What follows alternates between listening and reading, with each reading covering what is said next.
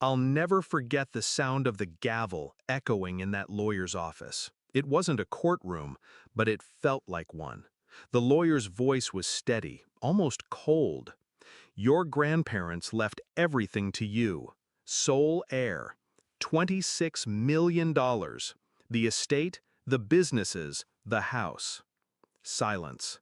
Then the sharp inhale from my mother. My father's throat clearing, my sister's eyes narrowing into blades.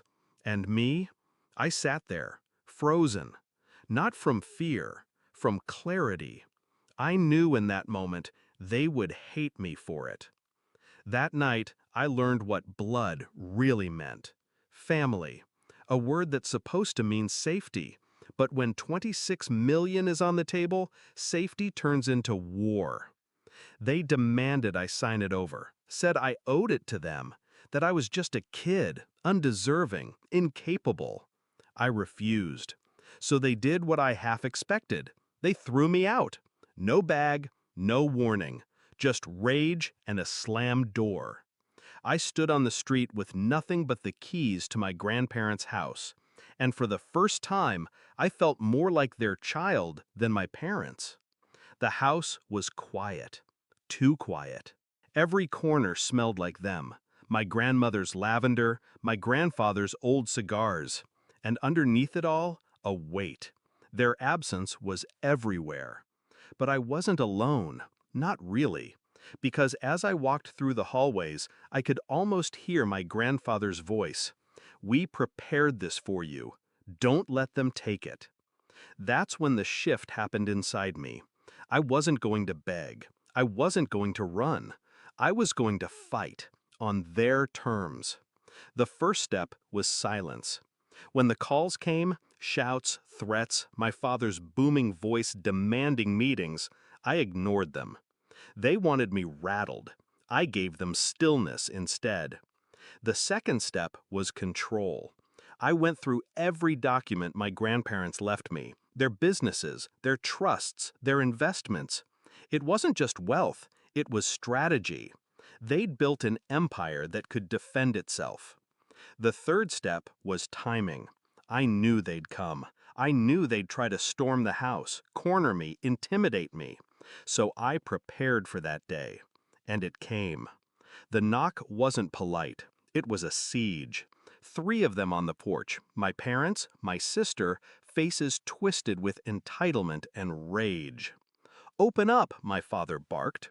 When I didn't move, he slammed his fist against the door. "You don't deserve that house, that money. You hand it over now or we'll—" I opened the door. Calm, no fear. And I wasn't alone. Beside me stood a man in a sharp suit, briefcase in hand. The executor of the estate. The lawyer they thought was finished with me. But he wasn't alone either.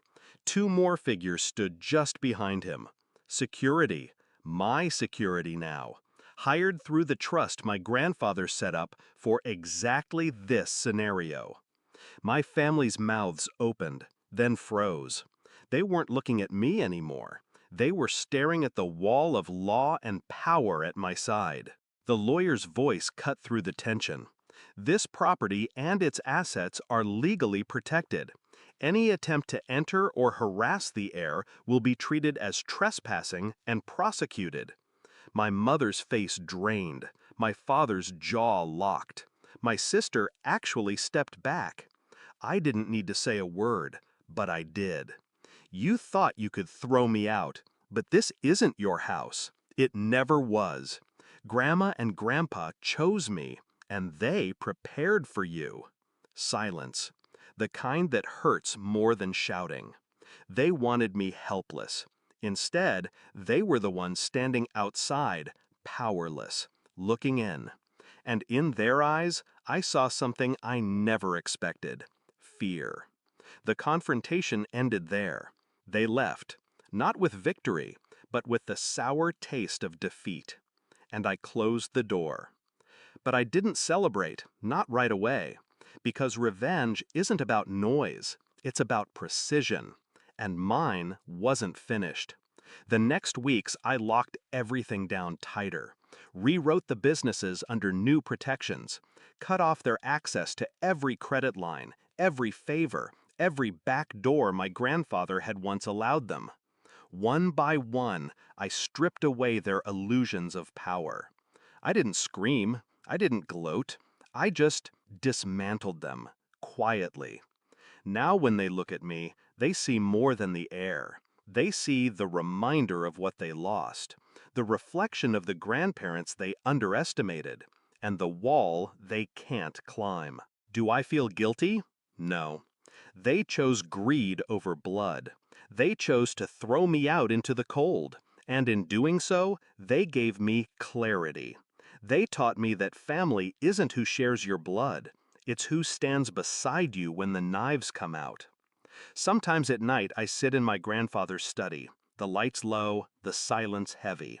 I pour a glass of his whiskey, and I wait, just long enough to hear the echo of his laugh in the walls. And I whisper, "They tried, Grandpa, but they failed. You built this for me, and I'll never let them take it." That's not grief speaking. It's promise. It's vengeance carried to completion. Because the truth is simple.